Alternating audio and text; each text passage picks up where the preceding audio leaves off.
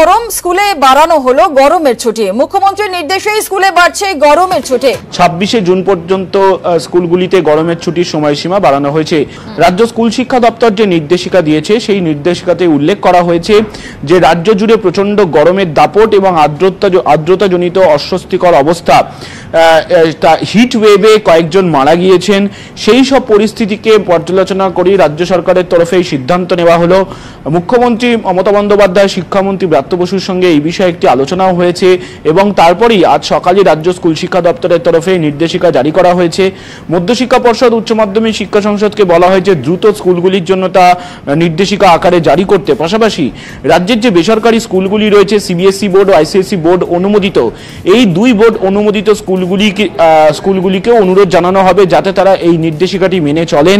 ইতিমধ্যেই দুই বোর্ডের যারা চেয়ারম্যান রয়েছেন তাদেরকেও পৃথকভাবে রাজ্য নির্দেশিকা দিয়ে জানাচ্ছে এবং রাজ্য স্কুল শিক্ষা দপ্তরের তরফে যে নির্দেশিকার যে কপি সেটিও পাঠানো হচ্ছে দপ্তরের তরফে।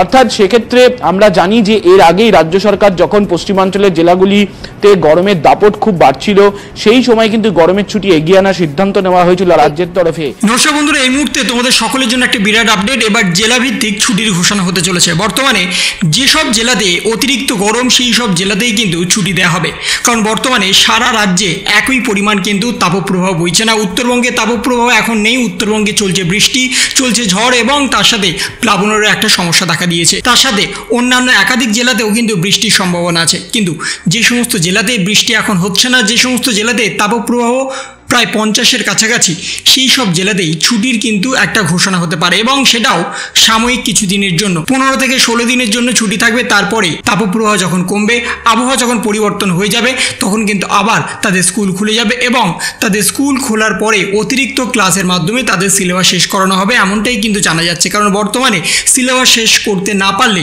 সামনে যে তোমাদের সেমিস্টার পরীক্ষা আছে, সেই সেমিস্টার পরীক্ষাতে তোমরা কোনোভাবেই ভালো রেজাল্ট করতে পারবে না এবং যেহেতু এখনও পর্যন্ত অনেকে বই পায়নি, সেই বই ডিস্ট্রিবিউটের কাজও কিন্তু কমপ্লিট করা যাবে না যদি স্কুল ঠিকঠাকভাবে না চলে। তাই জেলাভিত্তিকভাবে স্কুল খোলা হচ্ছে। যে সমস্ত জেলাতে অতিরিক্ত তাপপ্রবাহ চলছে, যেমন বাঁকুড়া, বীরভূম, ঝাড়গ্রাম এবং এই সমস্ত জেলাতেই কিন্তু এখন ছুটির ঘোষণা হতে পারে। শিক্ষক শিক্ষিকারা কিন্তু ঠিক করেই নিয়েছে তাদের ছাত্রছাত্রীদের কিছুদিন অন্তত ছুটি দেবে, স্কুল বন্ধ রাখবে।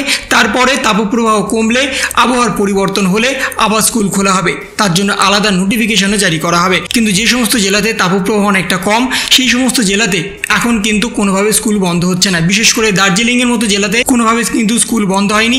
পশ্চিমবঙ্গের একাধিক জেলাতে কিন্তু এখনও স্কুল চলছে। মঙ্গলবার থেকে তাদের আবার স্কুল খুলবে, তার সাথে তাদের ক্লাসও শুরু হবে।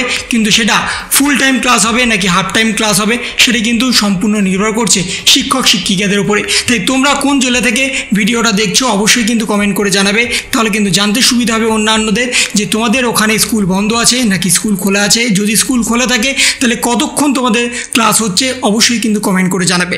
তো এই ছিল একটা ছোট্ট ভিডিও তোমাদের সকলের জন্য। যদি তোমাদের ভিডিওটা ভালো লেগে থাকে তবে লাইক করো, শেয়ার করো এবং অবশ্যই সাবস্ক্রাইব করো। তার পাশাপাশি তোমার মতামত কমেন্টের মাধ্যমে জানাও। ভালো থেকো, সুস্থ থেকো, ধন্যবাদ।